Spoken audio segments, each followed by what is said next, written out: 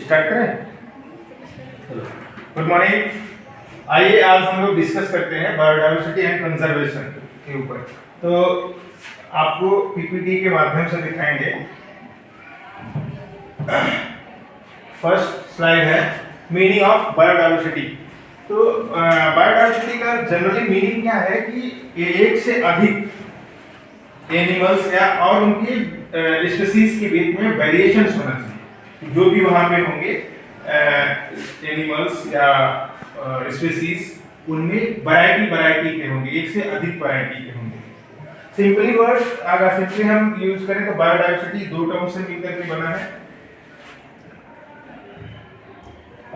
एक बायो, दूसरा diversity. Bio का मतलब होता है सभी लिविंग ऑर्गेनिज्म को हम बायो कैटेगरी में रखते हैं, उनकी मीनिंग लगाते हैं। और डायवर्सिटी मतलब वैरायटी, जो विविधताएं होती हैं उनकी बहुत से प्रकार की। तो सिंपल भाषा में कि जीवों की विविधता को हम बायोडायवर्सिटी या जैव विविधता कहते हैं जनरली। और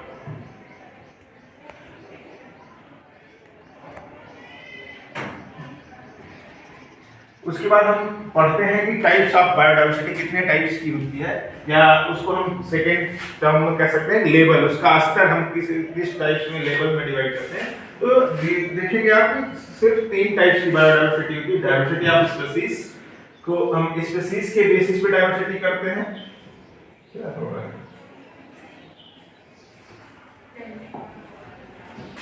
स्पीशीज के बेसिस पे डायवर्सिटी, दूसरा इकोसिस्टम के बेस पे, तीसरा जीन्स के बेस पे, उसके जेनेटिक कंडीशन। तो जो स्पीशीज है इसमें वैरायटी ऑफ एनिमल्स है कि अलग अलग प्रकार के एनिमल्स पाए जाएंगे एक ही स्थान पे, एक ही हैबिटेट्स में, जो डिफरेंट टाइप्स के, घोड़ा, बैल, गाय, सुअर, कुत्ता, बिल्ली, कई प्रकार के होंगे। वो species variety of diversity of species कहलाते हैं। दूसरा कंडीशन है डायवर्सिटी ऑफ इकोसिस्टम। ये हैबिटेट बेस्ड होता है कि कुछ जानवर जल में रहते हैं, कुछ जमीन पर रहते हैं, कुछ हवा में रहते हैं, कुछ पेड़ों पर रहते हैं। तो उनका हैबिटेट बेस्ड अलग अलग स्पीशीज होते हैं, उनको हम डायवर्सिटी ऑफ इकोसिस्टम के अंतर्गत रखते हैं। तीसरा है डायवर्सिटी ऑफ जीन्स। उनके जीन में, उनके डीएनए में जो चेंजेस होते हैं, जैसे एक ही जाति का जानवर में डिफरेंट वैरायटी आती है।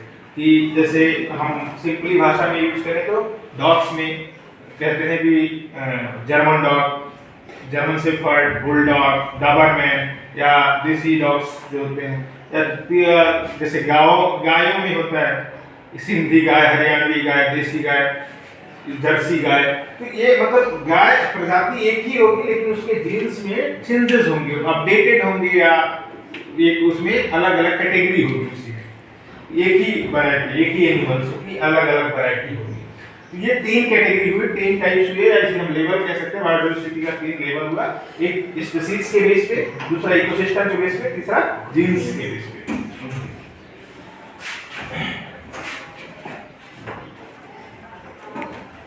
अब अगला पॉइंट है, आप देखेंगे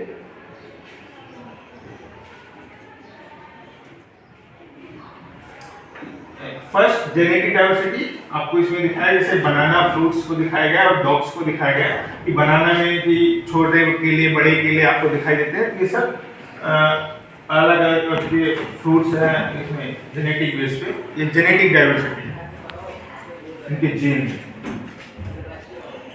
दूसरा स्पेसिफिक डायवर्सिटी, एक ही प्लेस पर डिफरेंट टाइप्स के एनिमल्स रहेंगे। हाथी है, जेब्रा है, भालू है, जिराफ है, कई प्रकार, इन सबका एक ही हैबिटेट्स होगा।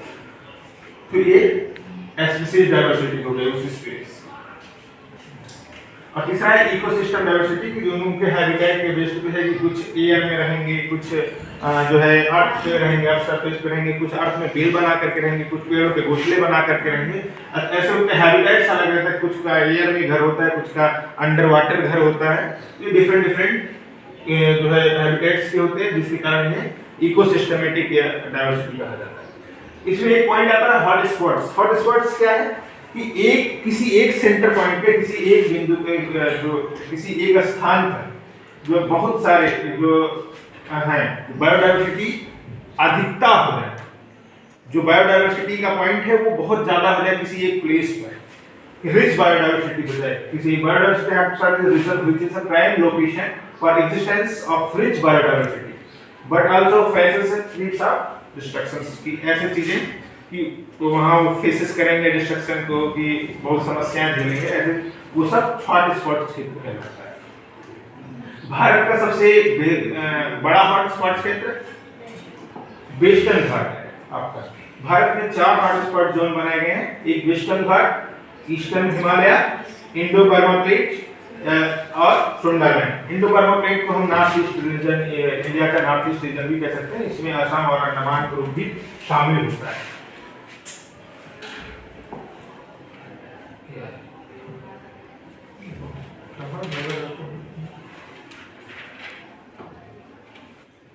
ये आपका इंडिया के मैप में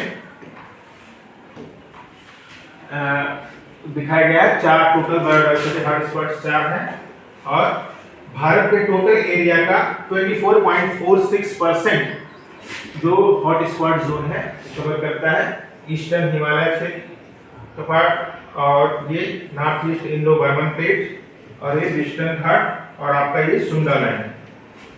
सुंडा लैंड ये इंडियन ओशन में आइलैंड है, इसलिए इसे सुंडा लैंड के नाम से जाना जाता है। इंडियन ओशन की सबसे बड़ी ट्रेंच है सुंडा ट्रेंच। अब हम बात करते हैं इंपॉर्टेंस ऑफ बायोडाइवर्सिटी। इंपॉर्टेंस क्या है, बायोडाइवर्सिटी होना ही क्यों चाहिए, क्या जरूरत है, तो उसको हमने 3 भागों में डिवाइड किया कि पहला इकोलॉजिकल बायोडाइवर्सिटी, दूसरा इकोनॉमिक बायोडाइवर्सिटी, तीसरा साइंटिफिक रोल है उसका।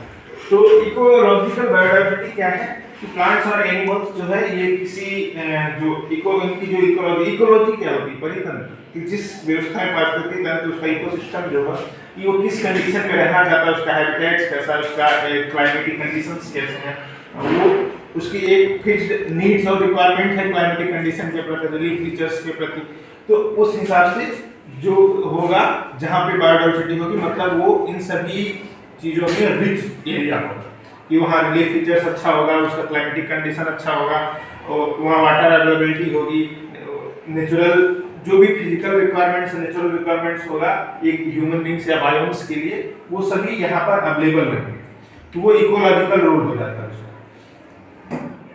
और दूसरा इकोनॉमिक रोल, ये प्लांट्स और एनिमल्स के जो बायोडाइवर्सिटी बहुत ज़्यादा होता है कहीं पे, वो हमेशा हेल्पफुल होता है हमारे इकोनॉमिक डेवलपमेंट में, क्योंकि वैरायटी जो होती है हमेशा लिविंग स्टैंडर्ड को हाई बना के रखती है।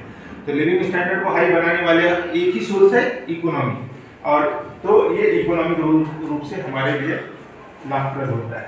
तीसरा कंडीशन है साइंटिफिक रोल, ये हमारे इन्वायरमेंट को मेंटेन करके रखता है, जो इन्वायरमेंट बैलेंस है, इकोसिस्टम का बैलेंस है, उसको मेंटेन करने में हेल्प करता है, इसलिए बायोडाइवर्सिटी का साइंटिफिक रोल है। ये इंपॉर्टेंस ऑफ बायोडाइवर्सिटी सबके अलग अलग डिजाइन किए गए हैं इसमें। फिर है लॉस ऑफ बायोडाइवर्सिटी, हमारी बायोडाइवर्सिटी से हानियां क्या हैं।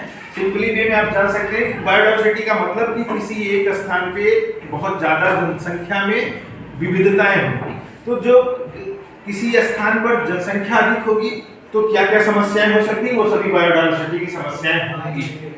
तो जैसे जनसंख्या अधिक होगी तो भोजन की कमी, रहने की व्यवस्था, जमीन की कमी, ये सारी समस्याओं को झेलना पड़ेगा। और दूसरा कंडीशन ये है कि वर्सटैलिटी होगी, उसमें विविधताएं होंगी, तो सबके रिक्वायरमेंट्स भी अलग होगी। कोई जानवर उसी में शाकाहारी होगा, कोई मांसाहारी होगा, कोई वो दोनों खा सकता है, सर्वाहारी हो सकता है, तो या उन रहने का कोई पेड़ों पर रहेगा, कोई जमीन पे रहेगा, कोई पानी में रहने का होगा, तो सबके वर्सटैलिटी होगी, तो हमें सारी चीज़ों की व्यवस्था करनी पड़ेगी एक व्यवस्था। तो ये सब सारी समस्याओं को हमें झेलना पड़ेगा। ये सब बायोडाइवर्सिटी के हानियां हैं या लॉसेस हैं, या कह सकते हैं कि डिमेरिट्स है, लिमिटेशंस हैं। और दूसरा कंडीशन है अगर एक ही स्थान पे जैसे हॉटस्पॉट क्षेत्र जो है जहाँ पर जानवरों की बहुलता होगी, वहाँ पर किसी प्रकार का नेचुरल हैजार्ड्स वगैरह आया तो हो सकता है कि कई प्रजातियाँ कंप्लीटली एक्सटिंक्ट हो जाए, अस्तित्व में ही ना रहे, तो इसलिए ये सब हानियाँ हैं। और ये एक डाटा है आपके सामने कि बर्ड्स, एम्फिबियंस और इस सभी लोगों के कितने लॉसेस हो रहे हैं हमारे बायोडाइवर्सिटी में। और उसके बाद इसका ये इवैल्यूएशन किया गया एक international union for the conservation of natural and natural resources की बारे संस्था है जो इसका इवैल्यूएशन करती है। उन्होंने इसे कैटेगराइज किया है कि कुछ पार्ट्स में जिसे रेड लिस्ट डाटा बुक कहा जाता है, तो इसमें नॉट इवैल्यूएटेड पहला पॉइंट लगाया कि उन्होंने जिनके बारे में कोई जानकारी नहीं है उन्हें, ऐसे फ्लोरा फना ऐसा लिविंग ऑर्गेनिज्म जिनके बारे में कोई जानकारी नहीं है। दूसरा है डाटा डिफिशिएंट कि उनके बारे में बहुत थोड़ी मोड़ी जानकारी है, बहुत अच्छी से उनको एक्सप्लेन नहीं कर सकते कि क्या रिक्वायर्ड है, कैसा एनवायरनमेंट चाहिए, कैसे क्लिप चाहिए, कुछ जानकारी नहीं है। लीस्ट कंसर्न ऐसे जो है एनिमल्स या फ्लोरा फना है कि जिन्हें हमें थोड़ी बहुत देखभाल करने की जरूरत है। नियर थ्रेटेड ऐसे हैं कि जो आने वाले भविष्य में नष्ट हो सकते हैं, इसलिए उन्हें भी हमें सस्टेन करना है, बचा के रखना है। वल्नरेबल ऐसी कंडीशंस जो डिस्टर्ब हो रहे हैं हमारे प्रेजेंट टाइम में, हमें दिखाई दे रहे हैं हाँ ये डिस्टर्ब हो रहे हैं, इन्हें हमें बचाना है।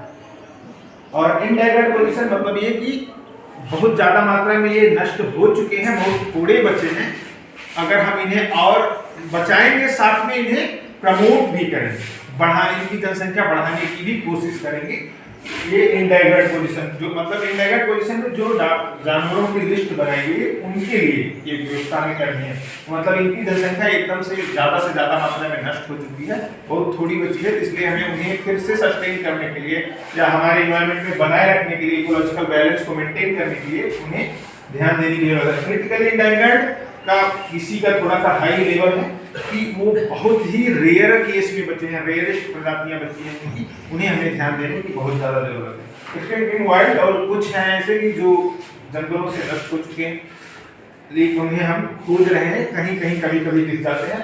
और लास्ट है एक्सटिंक्ट जो इनका अस्तित्व ही नष्ट हो चुका है, जैसे कि प्राचीन काल में डायनासोर्स वगैरह पाए जाते थे या कुछ प्रजातियां थी जो आज वर्तमान समय में अवेलेबल ही नहीं। ये रहे रेड डाटा बुक का कैटेगराइजेशन। और ये आप कुछ जानवर के नाम है जो कंप्लीटली इनडायरेक्ट पोजीशन में है, इन्हीं बचाना या खोज करने की, बहुत सेफ्टी देने की जरूरत है, प्रमोट करने की। फिर आता है आपका कंजर्वेशन ऑफ बायोडायवर्सिटी है क्या, कंप्लीटली कि हमें कंजर्वेशन बायोडायवर्सिटी का कंजर्वेशन करना ही क्यों है, संरक्षण करना ही क्यों है।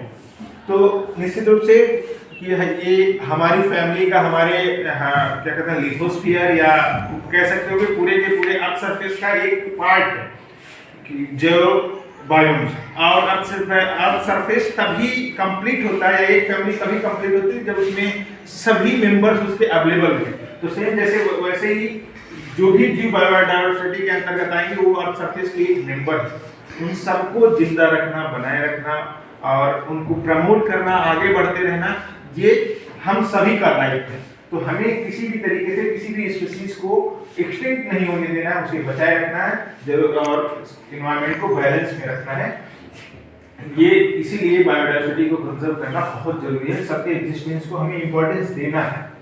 अब इसके लिए हमारे देश में कई व्यवस्थाएं की गई, अर्थ समिट बनाए गए, मॉन्ट्रियल प्रोटोकॉल हुआ, सस्टेनेबल तो कन्वेंशन हुआ, अर्थ समिट का कन्वेंशन 1992 में ब्राजील के रियो डी जेनेरियो शहर में, जिसमें बहुत से देशों ने पार्टिसिपेट किया और एक डिसीजन लिया कि हम डिस्कस करेंगे, अपने देश में प्रोटेक्शन करेंगे, सस्टेनेबल डेवलपमेंट को बनाए रखेंगे। उन्होंने मिलेनियम गोल्स तैयार किए कुछ और सस्टेनेबल गोल्स में 14 गोल्स तैयार किए, जिसके अंतर्गत पूरे देशों को काम करना था और प्रोटेक्शन देना था, सभी रिसोर्स को बचाना था। भारत में गवर्नमेंट ऑफ इंडिया ने वाइल्ड लाइफ एक्ट तैयार किया 1972 में, जिसमें उनके उस कंडीशन में देश में बहुत सारे नेशनल पार्क तैयार किए गए, 92 नेशनल पार्क, 492 सेंचुरीज और 18 बायोस्फीयर रिजर्व, 18 बायोस्फीयर रिजर्व बनाए गए। ऐसे ही वर्ल्ड लेवल पे लगभग 12 सेंटर बनाए गए हैं जहां पर सबसे ज्यादा हॉटस्पॉट क्षेत्र है। वर्ल्ड लेवल पे हॉटस्पॉट क्षेत्र अभी आपको आगे माइक में दिखेगा, 12 सेंटर्स बनाए गए। ये वाइल्ड लाइफ एक्ट है इंडिया का कलर प्रोटेक्शन एक्ट 92 जो 2003 में अमेंडमेंट्स हुआ 2006 में। पहले ये जम्मू कश्मीर के लिए वाइल्ड लाइफ एक्ट लागू नहीं था, लेकिन अभी जम्मू कश्मीर एक यूनियन टेरिटरी में कन्वर्ट हो चुका है, तो अभी ये पूरे होल इंडिया में लागू है। ये वर्ल्ड लेवल के 12 सेंटर हैं बायोडायवर्सिटी के, जोन के हॉटस्पॉट सेंटर हैं, देख लीजिए ध्यान से। नेक्स्ट है इंडिया में बायोस्फीयर रिजर्व, 18 बायोस्फीयर रिजर्व है ये, और 492 सेंचुरीज हैं, और आगे आपके 92 नेशनल पार्क्स हैं। Okay, thank you.